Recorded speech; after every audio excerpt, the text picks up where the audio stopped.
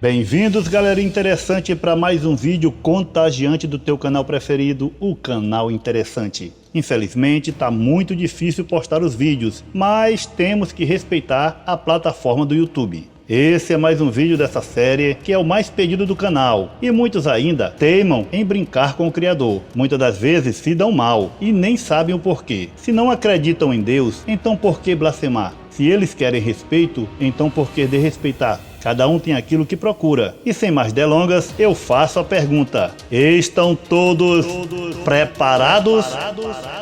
Com Deus, ninguém brinca. 29. Eli era descendente de Arão através de Itamar.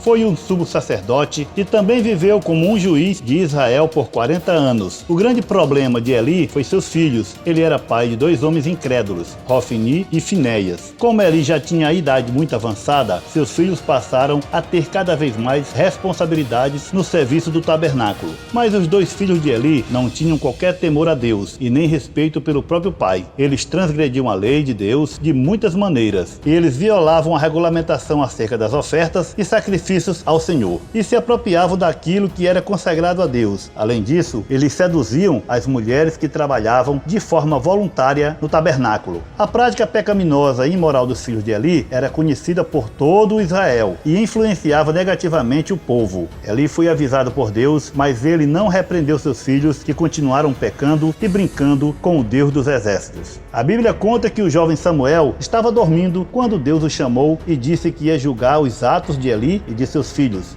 Porque eu já lhe fiz saber que julgarei a sua casa para sempre, pela iniquidade que ele bem conhecia, porque fazendo-se os seus filhos execráveis, não os repreendeu. Portanto jurei à casa de Eli que nunca jamais será expiada a sua iniquidade, nem com sacrifício, nem com oferta de alimentos. Houve uma grande guerra de Israel contra os filisteus, e os dois filhos de Eli foram mortos. Ao saber da notícia, o sacerdote Eli caiu da cadeira, quebrou o pescoço e morreu. E assim se cumpriu a palavra de Deus dita pelo profeta. Quem conhece e já leu ao menos um pouco da Bíblia, já ouviu falar na Arca da Aliança, também chamada a Arca do Senhor ou Arca do Concerto. Ela continha as tábuas dos 10 mandamentos, também guardava o vaso de maná e a vara de Arão. A Arca da Aliança era o símbolo da presença de Deus no meio do seu povo. Pois bem, a arca foi roubada pelos filisteus nessa mesma guerra em que morreu os filhos de Eli, e foi levada para a cidade de Asdod, e colocaram-na no templo do deus pagão Dagon. Puseram a Arca da Aliança ao lado da estátua de Dagon.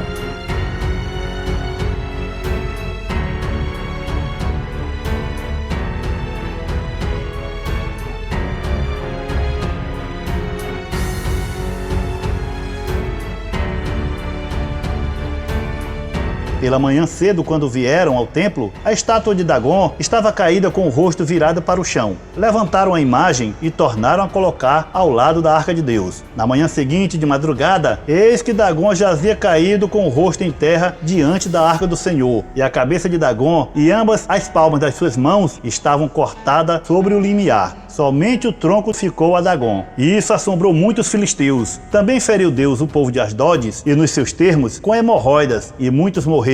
O sofrimento foi tão grande que eles devolveram a arca para o povo de Israel. Maria de Lourdes da Silveira Mader, mais conhecida como Malu Mader, nasceu em 12 de setembro no Rio de Janeiro. Chegou a cursar letras na Universidade Católica PUC no Rio de Janeiro, mas largou os estudos para se dedicar exclusivamente à carreira de atriz. Malu Mader é famosa por papéis de destaque na TV. Sua família é libanesa e sua mãe uma católica assídua, que criou sua filha nos preceitos da igreja. Mas a atriz já disse publicamente que não acredita em Deus. Até aí tudo bem, cada um acredita no que quiser. Porém, a atriz fez uma fala que revoltou muitos cristãos em todo o Brasil. Ela disse em entrevista: só tem cinema fechando e muita igreja abrindo. Nas redes sociais, internautas criticaram o protesto de Mader e afirmaram que o fechamento dos cinemas aconteceu por culpa do próprio cinema brasileiro. Além do mais, cinema ainda é para poucos no Brasil, devido ao alto preço dos ingressos para a maioria das pessoas que vive com o salário mínimo. Fora que a maioria dos filmes nacionais contém cenas de sexo que fica ruim para assistir em família. Agora eu pergunto, o que tem a ver as igrejas com o fechamento do cinema? Malu Mader já foi diagnosticada com tumor no fígado e chegou a buscar tratamento nos Estados Unidos. Foi descoberto que era um tumor benigno. Segundo ela, o susto trouxe uma bela lição e mudou sua maneira de enxergar a vida. A atriz também teve uma convulsão, foi levada ao hospital e ela foi diagnosticada com um cisto no cérebro e teve que ser operada. Mesmo assim, ela não mudou seus conceitos. Depois da operação bem-sucedida, ela disse ter agradecido a Deus após o procedimento, mas não por ela, e sim por conta de sua mãe, que é muito devota. Ela já relatou que não acredita em um Criador que está nos vendo o tempo todo e que usa a expressão graças a Deus e vai com Deus como forma de desejar o bem, mas que ela não acredita nisso. Quem já não viu esse personagem nos filmes? Um dos magos mais famosos do mundo cinematográfico, Gandalf, da trilogia O Senhor dos Anéis. Sir Ian McKellen também interpretou o famigerado Magneto do X-Men, um mutante que tem poder sobre os metais. Para quem não sabe, ele se assumiu gay e tem ódio da Bíblia, a palavra de Deus. O ator já revelou em entrevista que toda vez que se hospeda em um hotel em que há uma Bíblia, arranca as páginas com as passagens contra os gays. And I think it's rather obscene and pornographic and shouldn't be there, so I remove it. How many Bibles have you? I've no idea.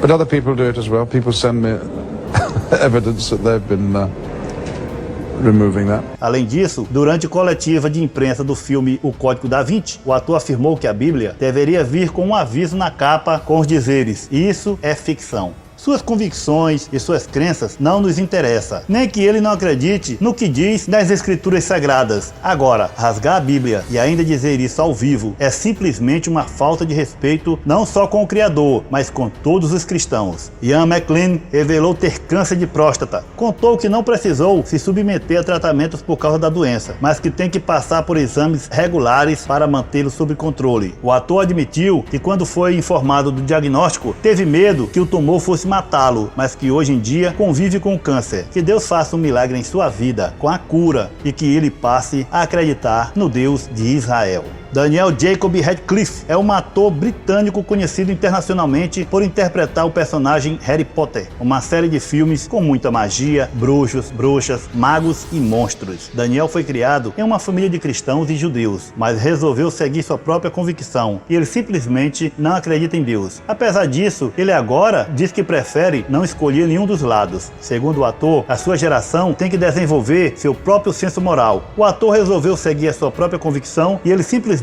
não acredita no Deus em que seus pais acreditam e nem nos preceitos que seus pais passaram para ele. Daniel também se coloca militante contra a religião quando ela interfere na legislação e já se declarou ateu. Daniel Radcliffe estava no auge do sucesso dos filmes da saga Harry Potter quando foi morar sozinho e se tornou totalmente dependente do álcool. Ele tentava esconder seus problemas com a bebida. Também enfrentou um quadro de depressão desenvolvido após a morte do amigo e colega dos filmes do Harry Potter, Richard Griffith. O ator de Harry Potter revelou em entrevista que sofre de dispraxia, um distúrbio cerebral que atinge a parte intelectual, física e de linguagem. Mas no caso do ator, a doença afeta levemente a coordenação motora e o processo de aprendizagem. Segundo a assessoria de Radcliffe, nas piores manifestações da dispraxia, ele não consegue amarrar os sapatos ou escrever direito. É isso aí, galera, interessante. Nossas palavras e atos têm muitos efeitos no mundo material e principalmente no espiritual. Que nossas palavras sejam de bênçãos, paz, conforto e de sabedoria em Cristo Jesus. Oremos todos a Deus para que Ele nos abençoe com palavras sábias que edificam. Esse vídeo termina por aqui. Prometo voltar no próximo se Deus quiser. Fiquem todos com a santa paz de Deus. Tô indo nessa. Valeu! Valeu!